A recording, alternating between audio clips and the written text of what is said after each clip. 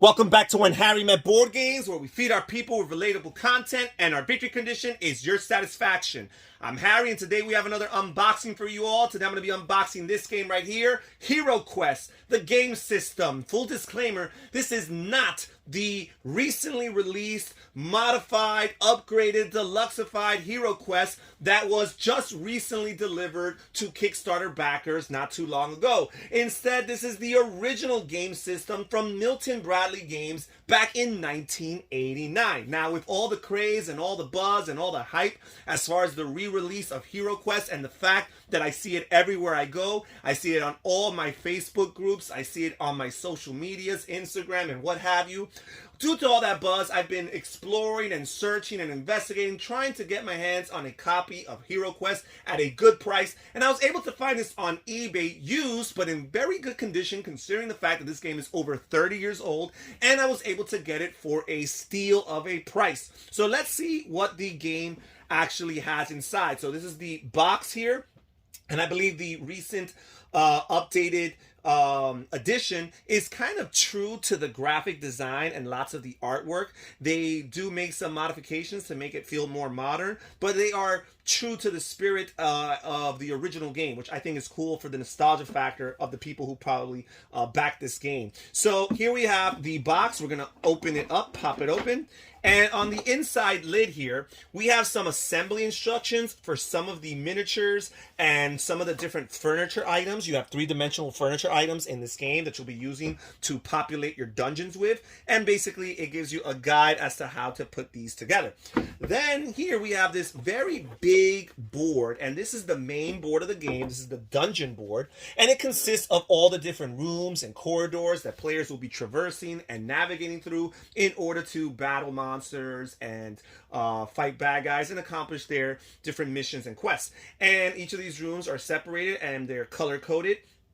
Easy to distinguish, easy to tell apart. The design and the presentation here is very reminiscent of the age, the time, and typical dungeon layouts that you would find in RPGs such as Dungeons and Dragons back in the late 80s and early 1990s. And this is basically the venue in which each of the different quests that will be played in this game will take place on. So we have that here, and I find it to be in really good condition. The board looks really nice. Again, considering the fact that this game is over 30 years old. All right, let's see what else we have here. Okay, so here we have this identification guide that tells you all the different tiles and tokens and all the different furnitures and what their names are. And it also has the Armory here, which is basically a list of different items and weapons that the hero characters can purchase in between quests in order to upgrade their characters. So for example, you have this toolkit here. It gives you a cost. It's 250 gold coins, and it tells you what it does. It disarms traps. This cool toolkit gives you a 50% chance to disarm any searched for and found but unsprung trap. See rulebook for correct procedure. And then you got the short sword and the helmet and the broadsword, the dagger, the shield, the longsword, the staff, the chainmail, the crossbow, the battle axe, and the plate mail. So you have a good decent amount of items and weapons that players can purchase at shop in between quests in order to strengthen their heroes going forward in the campaign. All right, so we'll set that aside here. We have the basic booklet, the instruction, the rules here, and basically it gives you an introduction into what HeroQuest is. And basically HeroQuest is a one versus all dungeon crawl style game, very much like a role-playing game, a tabletop RPG in board game format, where one player takes on the role of the game itself. They're referred to as the evil wizard Zargon, and they are basically controlling all the monsters, all the bad guys, but not necessarily with the objective of defeating the hero, but at the same time just trying to create that challenging experience for the heroes to confront and make those decisions that an artificial intelligence would not be able to make. Now, the recently modern upgraded version that was released on Kickstarter, I believe does come with an app that allows for players to play fully cooperative or even solo if they want to control up to 4 characters, because to play HeroQuest, you do need all 4 characters that come in the game to be involved, no more and no less. But that's cool, it's interesting, but I like the idea of a one versus all dungeon master type of game. And basically the instruction here tells you how to set up the game. It tells you all the different stats that you have to look for and account for on the player and their hero's character sheet. It gives you a little backstory here. It tells you the different actions you could take. Typically speaking, you can take one movement and one action. It lists all the different actions you could take. Some of the actions you could take that do not cost an action point. For example, looking through a corridor or opening a door. It explains combat and positioning, line of sight and range, things like that. Talks about searching for treasure, disarming traps, and what have you, and basically gives you a gist of how the game is played. Then we have here the HeroQuest quest book, which is basically your campaign book that gives you all the different campaigns, all the different quests that the heroes will be going on. And basically you have a little bit of backstory here. The fire burns warmly, but casts light into Mentor's study. The flickering shadows only hint at the vast number of books and scrolls that fill the many shelves. Slowly, Mentor walks over to the fire. And basically Mentor is the character, I guess, that's talking to the heroes and narrating the story as you go along. So basically here we have quest number 1, the trial, and it gives you some text to read aloud for all the players. It gives you a layout of the dungeon, all the rooms that will be available during this particular quest, because although you have the larger rectangular board from quest to quest, not all of these rooms will be available. It tells you how to populate each room with furniture and the different monsters and bad guys that will go into each room. And these things are not populated from the beginning of the game, but as the players explore and work their way from the stairway to these different rooms, they'll be able to interact with these areas and see what's inside. And it gives you some notes and basically the objective for each of the different quests. We have the rescue of Sir Ragnar here, quest number 2. We have the lair of the Orc Warlord as quest number 3. We have Prince Magnus's Gold. We have Meller's Maze. We have the Legacy of the Orc Warlord. We have the Lost Wizard. We have the Fire Mage. We have the Race Against Time. And Bastion of Chaos. I think I skipped one here. The Barrack Tor Barrow of the Witch Lord. The Quest for the Spirit Blade. And the return of Barrack Tor, and I believe that's it. So there's 14 different quests for players to take part in. And basically you have this blank sheet here for players who want to create their own dungeon or their own quest or adventure. You have a key here that tells you all the different symbols and what monsters they correspond to, the different furniture and how they are interpreted on the map here. And basically you have a description of all the different monsters in this game. You have goblins and orcs and chaos warriors and mummies and gargoyles and skeletons. You got the chaos warlock, you got the zombies, and you got the Fimir here. And basically it gives you a description of what they do. Okay, so we'll set that aside. We have the character cards here. We have the wizard, who has strong mind but weak body. We have the elf, who has a good balance of body and mind. We have the barbarian, very strong in body but weak in mind. And we have the dwarf, who is not quite as strong and not quite as weak as the barbarian, but very comparable. Okay, so there's that. Again, we have some of these blank sheets. Not so sure if the original game came with it. It looks like these are actually photocopies of the back of the quest book that the previous owner must have made.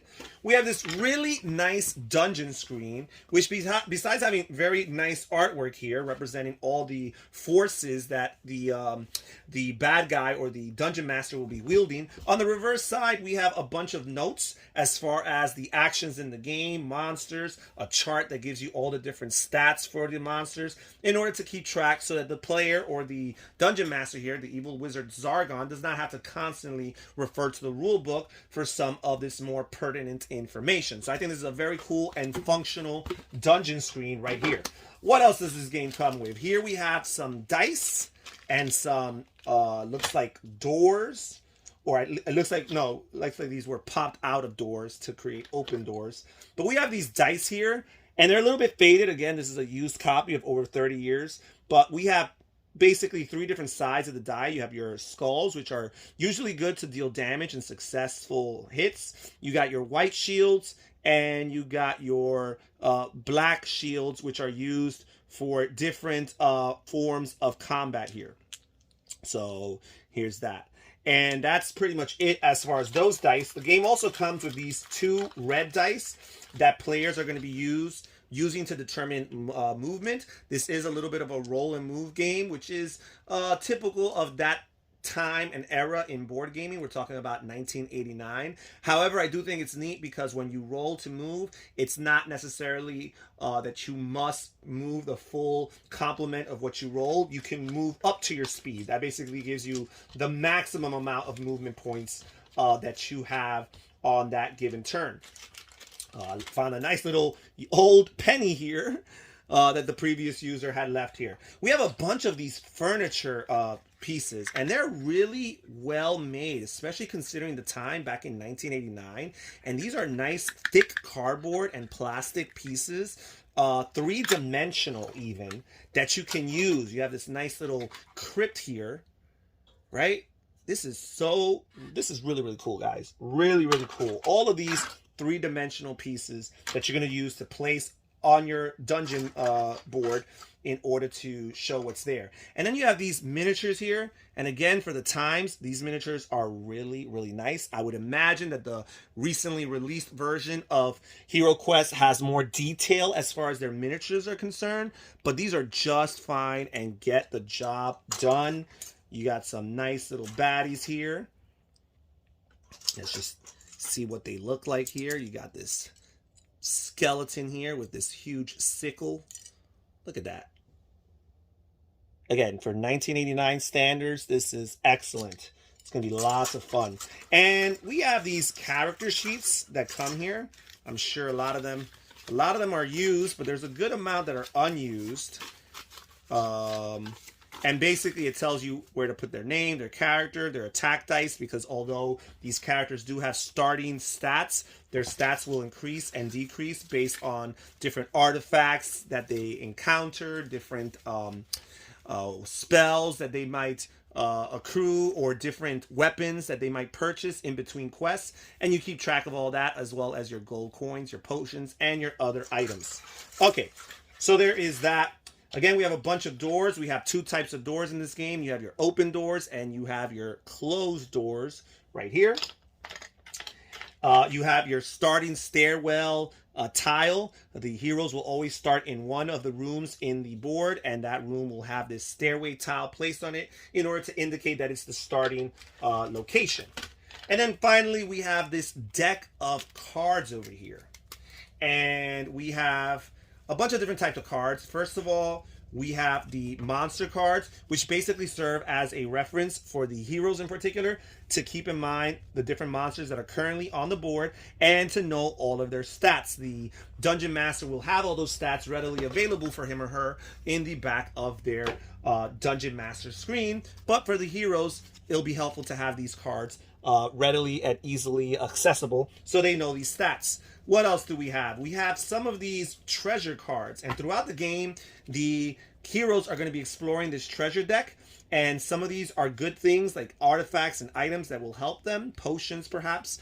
But some of these are bad monsters that they'll have to face. So, for example, we have gold here. We find gold. Or we can find a wandering monster and have to confront him. And that means that a new monster will be added right then and there on the board adjacent to the hero who searched for that treasure. We have some more gold. We have a potion of strength, a potion of defense. We have some jewels. We have some more gold. We have a hazard.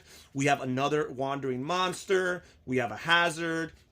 A heroic brew. We have a potion of healing, another potion of healing, more wandering monsters, jewels, wandering monster, potion of healing, a gem, a wandering monster, another hazard, another gem. And that's pretty much the gist of the cards. So you have a little bit more than a 50% chance of these cards being positive. But as the game progresses and you encounter the positive cards will be removed from the deck. And the negative cards are always reshuffled back into the deck. So as you search and search more progressively throughout a quest, you'll have more likelihood of bumping into these bad cards. You also have these chaos spell cards, which are all available during a game for a dungeon master. As a matter of fact, the quests specify which spells are available for the Dungeon Master to cast during a given quest. Some of these are actually not usable through the base game. You'll need the expansions in order to play some of these spells, but the deck already comes here in this game. And then we have these other different types of cards. We have artifacts here that players are going to be looking for, and quite often the objectives of the quest will revolve around these artifacts. And we have these different spells in 3 different schools. You have the water spells, the earth spells, the fire spells, and the air spells. And at the beginning of the game, the elf character is going to get a set of these spells, 1 school, and that is 3 cards, and the wizard is going to get the other 3 sets. That is 9 different spell cards to have in their arsenal, because these are the 2 magic users that will be involved in the game. And that's pretty much it as far as what's inside of this box. I find it to be in really good condition. I'm totally satisfied with my purchase and the price that I got it for. And I'm really excited. As a matter of fact, I have plans as soon as next Friday to get together with my nephews and niece and to play some HeroQuest. And that's it for today's unboxing, folks. Thank you so much for joining us here at When Harry Met Board Games. Comment down below, tell me what you guys think. This is Harry saying take care, everybody. Stay safe, stay healthy, and have fun gaming. Bye-bye.